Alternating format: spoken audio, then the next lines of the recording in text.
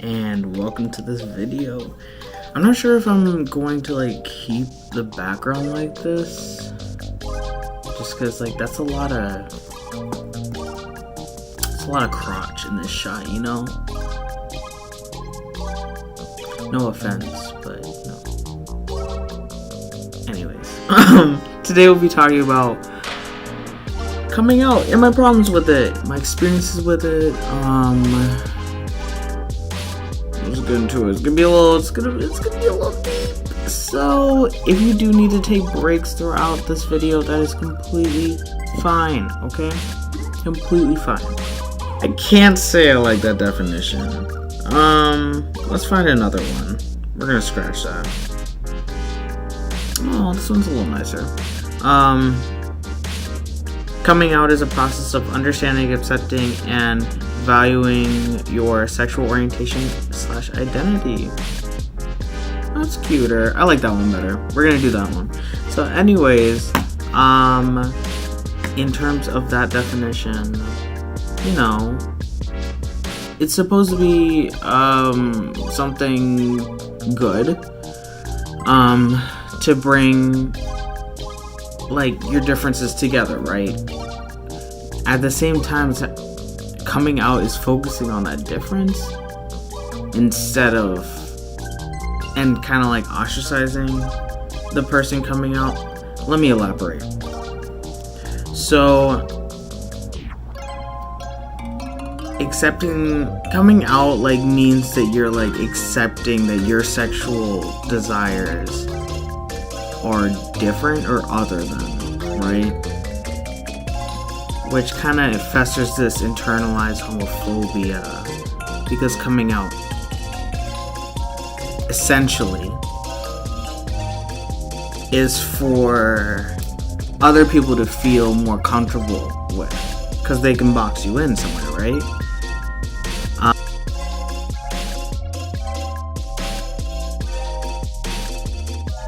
Essentially, it's to make other people feel comfortable, not to make you feel comfortable. And if we're coming back to coming out, in my experience with it, let's bring it back to that. My experience with coming out as a black trans individual has been definitely love or hate, give or take type of thing. When I came out as lesbian in 2000, came out. Let me put the quotations. Cause, in my opinion, I don't think coming out really is necessary. Coming out can be seen or viewed as something necessary to fulfill the queer experience. And I don't really think that's the case, because when you put so much value and weight to something as because I think that if we all think, okay, queer people need to come out, they need to come out, they need to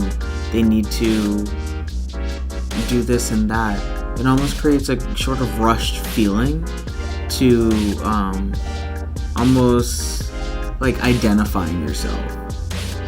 And I think there's a very colonialized mindset around that.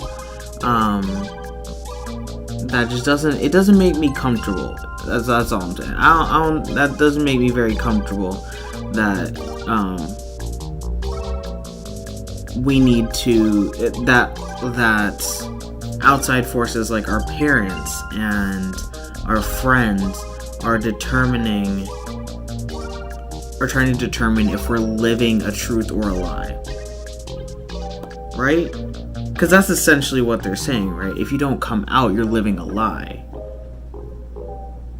And when queer people hear that, especially when they're already having that, we are already having that internal struggle of, I'm not living my truth right now.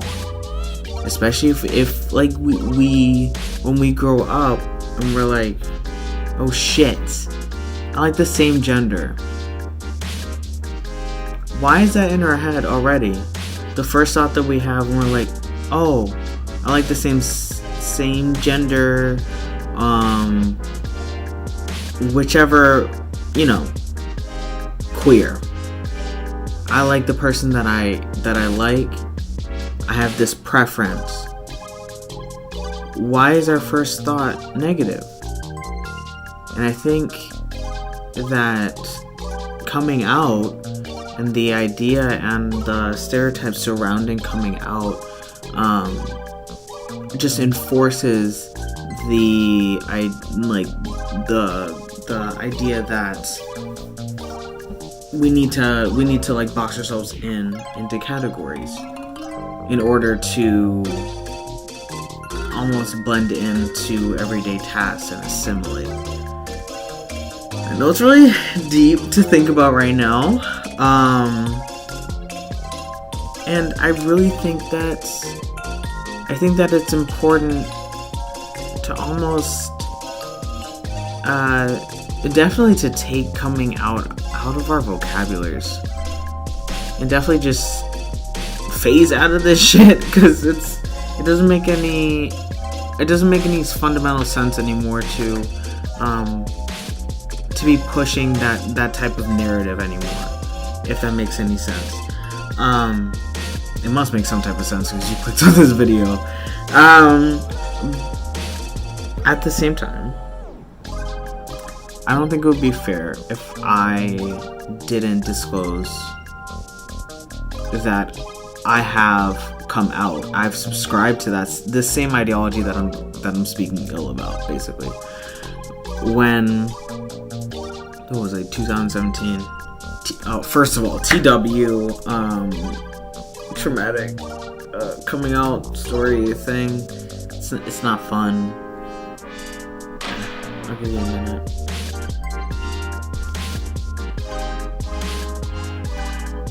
Anyway, let's take some deep breaths. I feel like those YouTube videos that are like, oh my god, I'm coming out. I'm not gonna make that the video title that. Oh my god, I used to.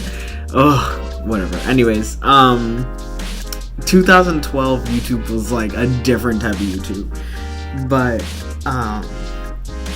basically, my family and I have one younger brother, and like I grew up with my parents who are still married somehow. Anyway, we went on a road trip somewhere, and this was after I came back from studying abroad, and like visiting my grandparents and things like that, over the summer, something like that. I don't know. College was wild. Another story for another day.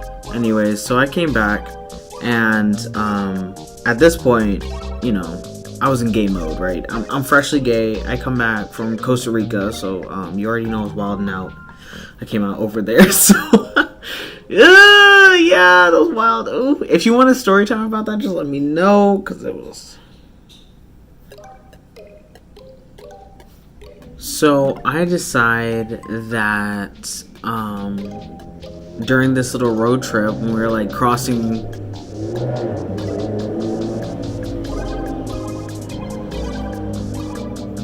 Okay, we were crossing like the I don't know. We're over by the border of like Minnesota and Canada. So when we were driving like over the border or whatever, I decided it was a great idea while I was trapped in the car with my parents and my brother to come out. Big brain thoughts. Big brain thoughts. It wasn't good. It wasn't a good time. Well, I learned my lesson there at least. Like, I mean, it wasn't hot. It wasn't hot. I can tell you that.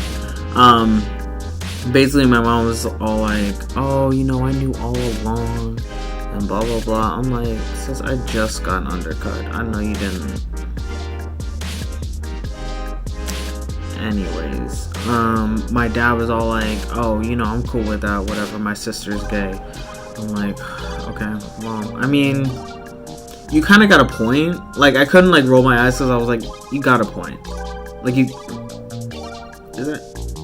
It's a brown building? Oh, okay. Cancel me. But, yeah, like... Everything was, like, A-okay. But, like, my brother was, like, side-eyeing me, like, don't do this shit yet. Like, I don't think they're ready. But I did it anyways, because, I mean, I'm reckless. And, no, you know what? Let me reframe that. I wasn't reckless. I was in gay panic mode. My gay panic mode makes me talk a lot or freeze. Yeah. So, there's that. Take that information and do with it what you will. But I came out to them, and you know, everything was like hunky-dory. My brother, like, spoke to me, like, the next... No, I think it was, like, an hour afterwards, pulled me aside and was like, yo, Ma was faking it. Like, she just...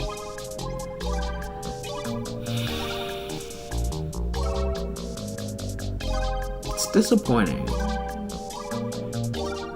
Because, like, that's your, you know, guardian or whatever. That's supposed to be the person unconditionally loving you. So it's very difficult to, like, hear that. At the same time, I'm like, I mean, fuck you.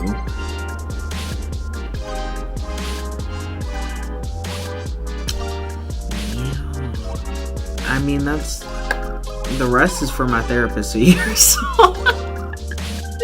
Oh, let me stop playing. Okay, but, yeah. So, now we in 2020, right? So, obviously, shit happened after that.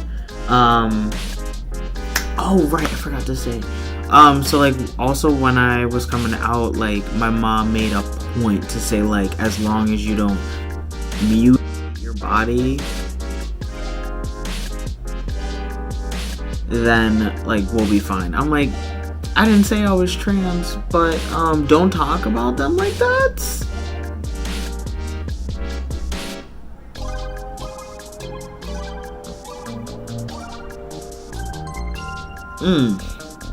I can't stand people who dehumanize other people. You going out of your way to be hateful? Find a hobby. Pick up knitting. Really? Oh god. You can't blame them because they don't. They have dust mites for brain cells. Dust mites. Okay. Don't worry about them. I don't know if I'm talking to myself or y'all.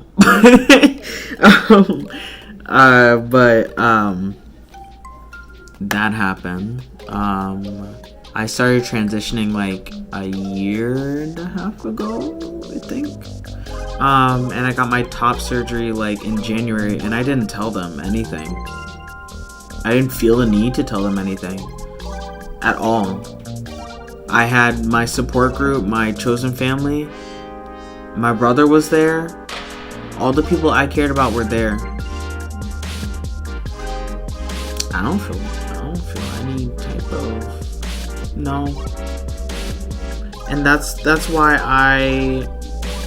like I think the idealization of coming out as like, oh, you know, people accept you and blah blah blah, like that's cool and all. At the same time, that's not a reality for a lot of individuals, black, trans, non-binary, all of us, black, trans women. We most of the time don't have that luxury of just coming out and embracing ourselves. And it's sad. at the same time, we we know what we gotta do to survive. Like, I'm here right now because, I mean, I was straight all through high school. If I had come out in high school, I would have been dead. They were drowning niggas in high school. They were drowning black people in high school. At my high school. You think I could come out? No. Now, that might sound very biased of me to say after telling my coming out story and almost comparing it to a white standard of coming out, which we see in media often, of like Love Simon, cute as shit, honestly, recommend watching it. At the same time, we have Love Simon, where we see a white gay man living his truth through high school. We don't see many of those besides with black people, besides Moonlight is the only one that comes to mind. Moonlight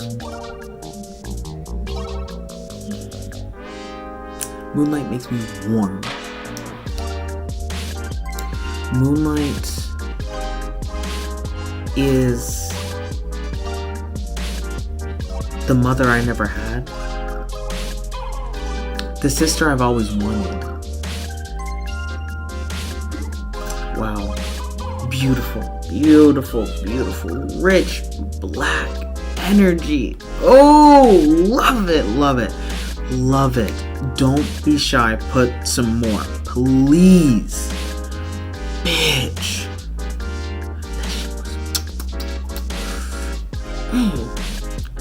Fucking rock my socks off. I watched that like 3 separate times with my girlfriend. That shit was so fucking good. That was like, I felt like I was bathing in blackness. So rich. The themes, the lighting, the cinematography. Oh my god, let me stop. Oh my god, I need to do a separate video about that. Like, I just made my mind up. Okay, where was I with coming out?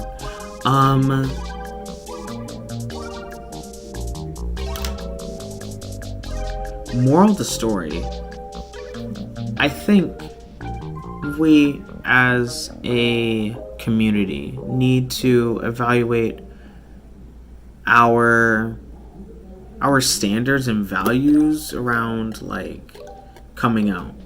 What expectations do we have when we think about coming out and like stuff like that? You know what I'm saying? Leave a comment down below.